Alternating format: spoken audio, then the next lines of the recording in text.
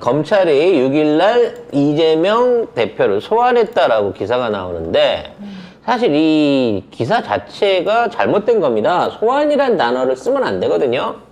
기소당한 사람도 아니고 그냥 참고인으로서 나와주세요. 출두해주세요라고 요청을 한 거기 때문에 연장할 수도 있고 서면으로 대체할 수도 있고 쌩까도 상관없는 상황인 거죠. 참고인은 꼭 반드시 나가야 될 의무가 있는 건 아니잖아요. 그렇죠. 그러니까 아쉬우면 네가 와서 조사하세요 라고 가는 거고 정말로 뭐 혐의가 있거나 그랬으면 아예 기소를 했겠죠. 기소를. 근데 나는 되게 버르장머리가 참 얘네들은 왜 이렇게 뻣뻣해? 아니 니들 수사 도와달라는 차원이면은 정중하게 예의를 갖춰서 해야지. 방문 조사를 해. 방문 조사를. 애들이 그냥 싸가지가 없어. 일단 기사 먼저 보도록 하겠습니다. 네, 검찰이 허위사실 공표 혐의로 고발된 이재명 대표에게 오는 6일 조사받으러 출석하라고 통보했습니다. 이 관련 혐의에 대한 공소시효 만료일은 9일인데요. 서둘러 처분하겠다는 걸로 보이고, 그리고 오는 6일이 명신이 그 논문에 대한 충격적인 내용이 공개되는 날이기도 해서 참 공교롭습니다. 국민검증단이 그러니까 제가 그랬잖아요. 예고를 하지 말라니까. 예고를 때려놓으면은 저쪽에서 또 뭔가를 한다고. 예고하지 말고 그냥 해야 해. 아무튼 중요한 건 소환에 응할 필요가 없다고 생각이 되는데 이걸 소환에 응하지 않으면 뭔가 구린 구석이 있어서 소환에 응하지 않았다. 그래서 공소시효를 피해갔다라는 식으로 언론 플레이를 할 거고 요거를 추석 때 그대로 말하자면 대응 못하게끔 언론 플레이로 이걸 추석 서민들의 잔치상에 종편이 올리려고 아마 요 날짜를 잡은 것 같습니다. 근데 내용을 보면 더 한심한 거예요.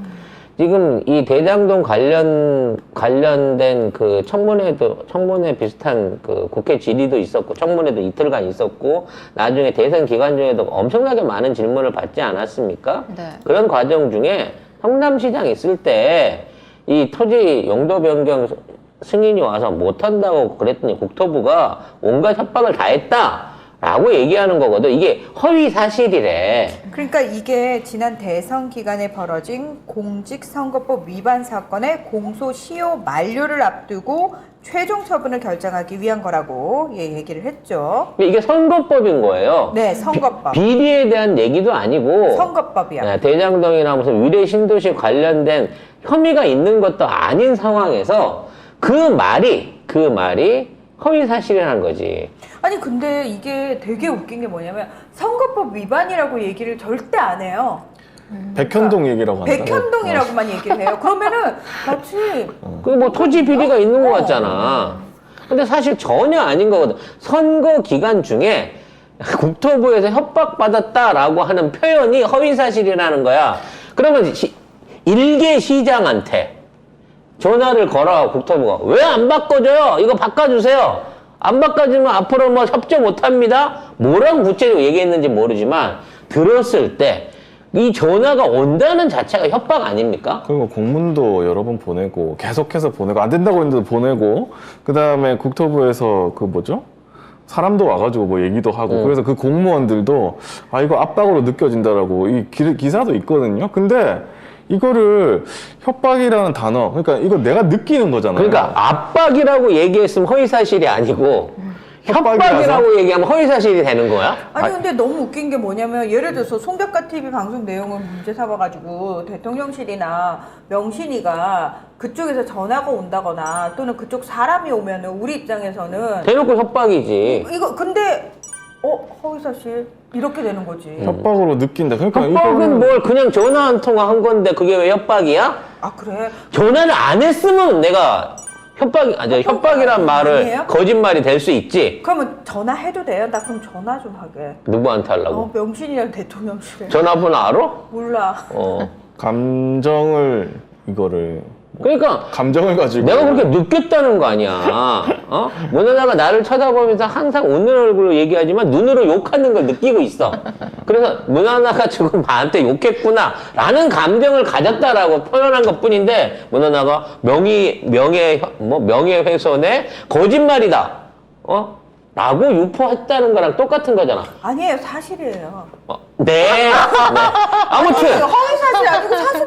눈으로 계속 욕해. 그럼 사실- 그거 알아들으면서도 왜 욕을 그렇게 처먹으면서도 왜 그러는 거야? 그러니까 결과적으로는 공문도 보내고 직원도 보내고 온갖 방법으로 협박한 게 사실인데 이게 허위 사실이에요. 근데 정반대로 얘기하면 말이죠. 김명신이가 학적에 대해서 이런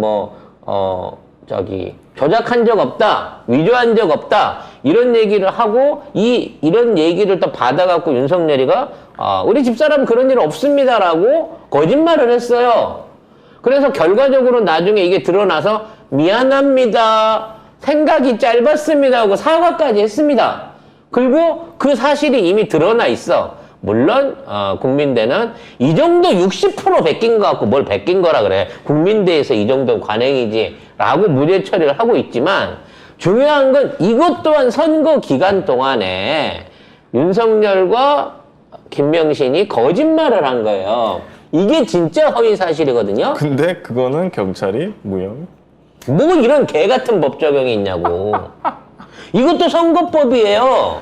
선거법으로 조사해야 돼. 똑같은 기준 하에서. 그러니까 경찰을 개무시하고 짓밟고 있는데 알아서 기어주는 경찰. 이거 뭐 다음 정권 바뀌어도 이렇게 대해줘야 된다는 겁니다. 경찰은. 그러니까 우리가 이런 건 좀 배워야 되나? 뭘 배워? 씨. 똑같이 똑같이 밟아야 경찰도 그냥 되나? 유지하고 밟고 목을 비틀고 해야지 말을 들어. 못 살게 굴어야지. 이렇게 알아서 무릎 꿇잖아. 너네가 만든 경찰국이니 우리가 그래 유지해주겠다 어. 이러면서 해야지 같이.